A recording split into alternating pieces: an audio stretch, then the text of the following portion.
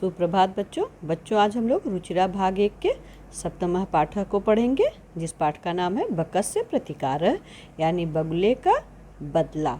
ठीक है, सबसे पहले हम इसके शब्द अर्थ को देख लेते हैं, जिससे कि हमें पाठ का अर्थ पढ़ने में आसानी हो। तो शब्दार्थ: श्रीगालः का अर्थ सियार, बकः का अर्थ बगुला, आसीत का अर्थ था या थी, एकदा का अर्थ एक बार,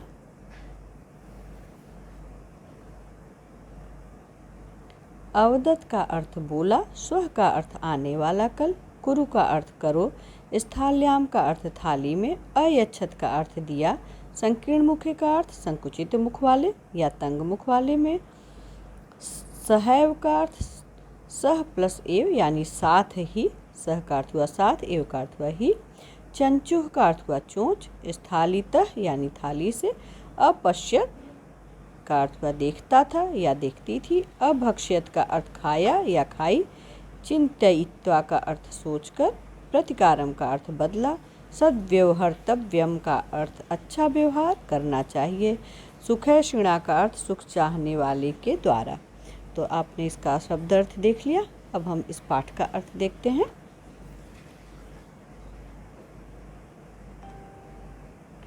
एकस्मिन् वने श्रीगालः बकः च निवसतः स्म।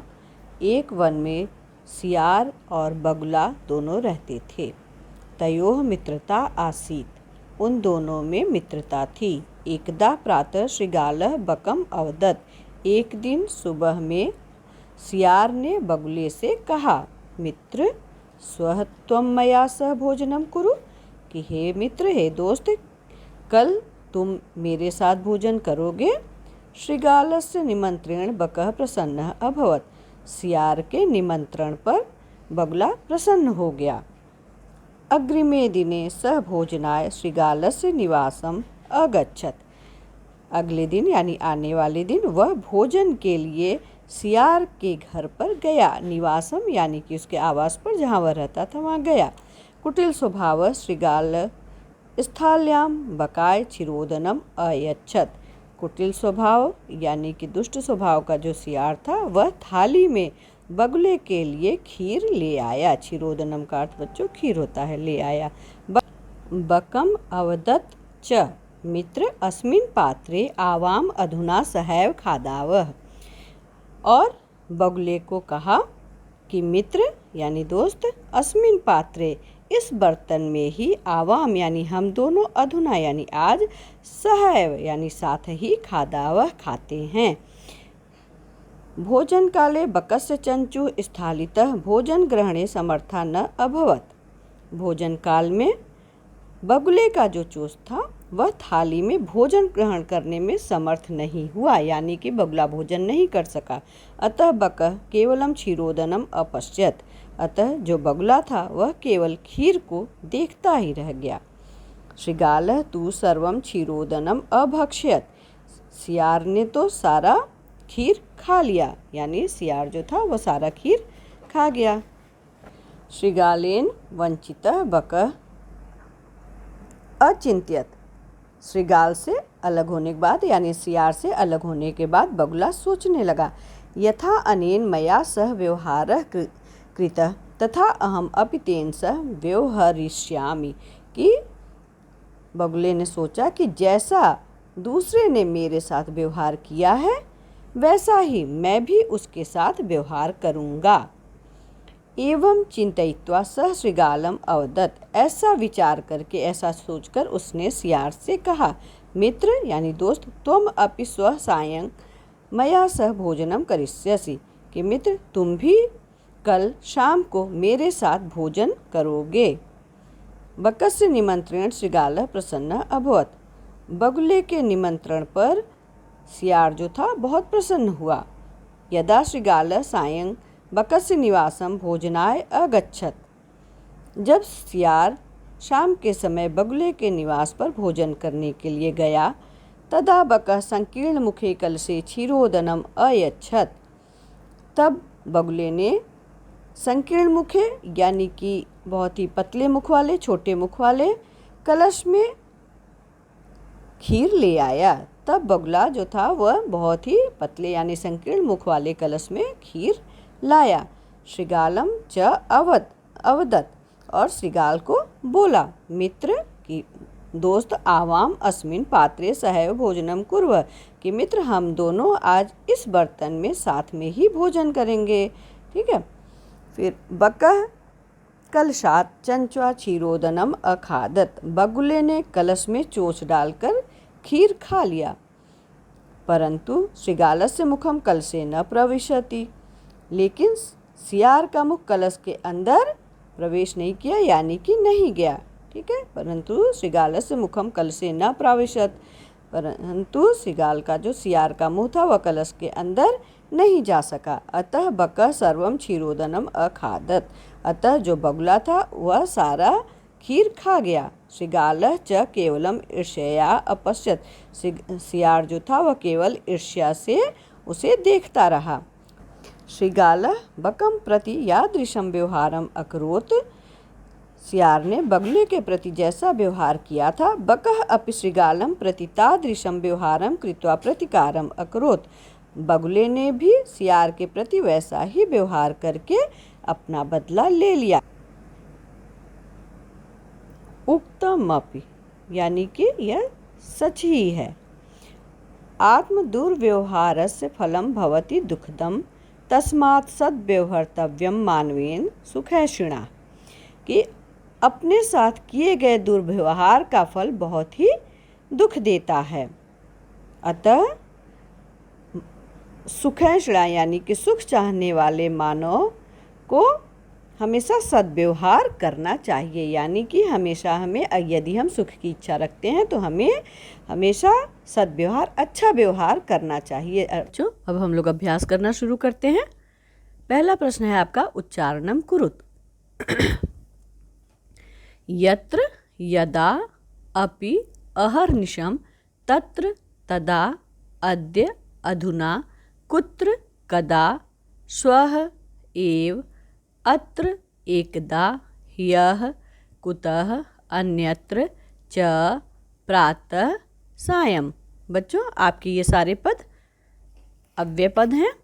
अब हम दूसरे पेज पर देखते हैं। प्रश्न नंबर 2, मंचुषातः उचितम अव्ययपदम चित्वा रिक्तस्थानम पूरयत, यानी यहाँ पर जो आपके ये पद दिए हुए हैं इसमें से उचित पदों को चुन करके और इन वाक्यों में भर करके आपको वाक्य पूरा करना है। तो भ्रमणम स्वास्थ्याय भवति, तो सबसे पहले में हम क्या भरेंगे, प्रातः भ्रमणम स्वास्थ्याय भवति। सत्यम वद, सर्वदा सत्यम वद। त्वं मातुलगृहं गमिष्यसि, त्वं कदा मातुलगृहं गमिष्यसि। दिनेशः विद्यालयं गच्छति, अहम तेन सह गच्छामि। तो दिनेशः विद्यालयं गच्छति, अहम अपि तेन सह गच्छामि। विज्ञानस्य युगः अस्ति, तो अधुना विज्ञानस्य युगः अस्ति। रविवासरः अस्ति, तो आपका ये लास्ट यहाँ पर अव्यय भरेंगे हम लोग, अद्य। ठीक है, अद्य रविवासरः अस्ति। प्रश्न नंबर 3 देखते हैं। अधोलिखितानां प्रश्नानां उत्तरम लिखत, यानी नीचे दिए गए प्रश्नों का आपको उत्तर लिखना है। ठीक है। श्रीगालस्य मित्रम कः आसीत्, सियार का मित्र कौन था, बकः। ठीक है। स्थालितः कः भोजनम न अखादत, यानी कि थाली में कौन भोजन नहीं खा पाया, बकः। ठीक है, क्योंकि थाली में बगुला ही नहीं खा पाया था, है ना। बकः श्रीगालाय भोजने किम अयच्छत, यानी कि बगुला सियार के लिए भोजन क्या ले आया, तो क्षीरोदनम, यानी कि खीर। श्रीगालस्य स्वभावः कीदृशः भवति, श्रीगाल का स्वभाव यानी सियार का स्वभाव कैसा है, तो कुटिलः। प्रश्न नंबर 4, पाठात् पदानि चित्वा अधोलिखितानां विलोम पदानि लिखत, यानी कि पाठ में से पदों को चुन करके और नीचे लिखे हुए विलोम पदों को लिखना है। ठीक है। तो जैसे उदाहरण में शत्रु का मित्रम, तो सुखदम का दुखदम, शत्रुता का मित्रता, अप्रसन्नः का प्रसन्नः, दुर्व्यवहारः का सद्व्यवहारः, सायं का प्रातः, असमर्थः का समर्थः। ठीक है, तो यहाँ पर आपका प्रश्न नंबर 4 खत्म होता है। अब हम देखते हैं प्रश्न नंबर 5। मंजुषातः समुचित पदानि चित्वा कथां पूरयत, यानी यहाँ पर जो आपके ये पद दिए हुए हैं, शब्द दिए हुए हैं, इनमें से उचित शब्दों को चुन करके और आपको इस कहानी को पूरा करना है। ठीक है, तो चलिए हम भर करके जो उचित शब्दों को भर के कहानी पूरी करते हैं। एकदा एकः काकः पिपासितः आसीत्। ठीक है, यहाँ हम पिपासितः भरेंगे कि एक बार एक कौवा, पिपासितः का अर्थ हुआ प्यासा था। ठीक है, सह जलम पातुम इतस्ततः अभ्रमत, वह जल पीने के लिए यहाँ वहाँ घूम रहा था।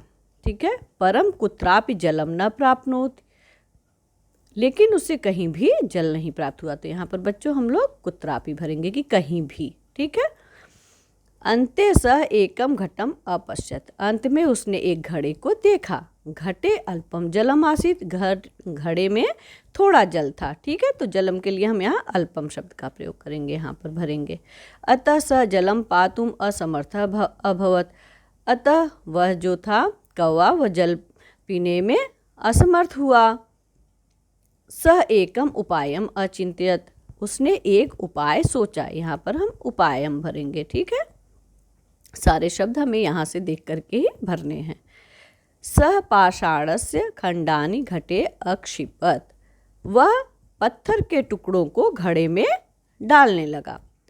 एवं क्रमेण घटस्य जलम उपरि आगच्छत, इस प्रकार क्रम से घड़े का जल ऊपर आ गया।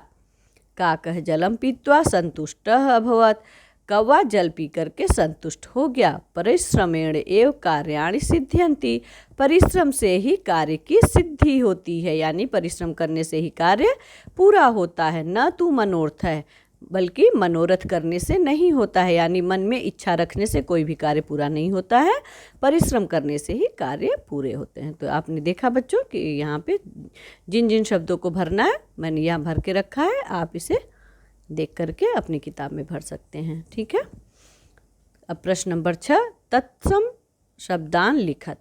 यहाँ पे आप देखिए तद्भव शब्द दिए हुए हैं, इनका आपको तत्सम शब्द लिखना है। जैसे सियार का श्रृगालः, कौवा का काकः, मक्खी का मक्षिका, बंदर का वानरः, बगुला का बकः, चोंच का चंचुः, नाक का नासिका। ठीक है, तो आपका यहाँ पे प्रश्न नंबर 6 खत्म होता है और बच्चों आपका पाठ भी यहाँ पूरा हो जाता है। तो मुझे उम्मीद है कि आपको बहुत अच्छी तरह से आपका ये पाठ समझ में आ गया होगा। और बच्चों अगर कहीं पर कुछ नहीं समझ में आता है तो आप उसे मुझे कमेंट बॉक्स में डाल करके पूछ सकते हैं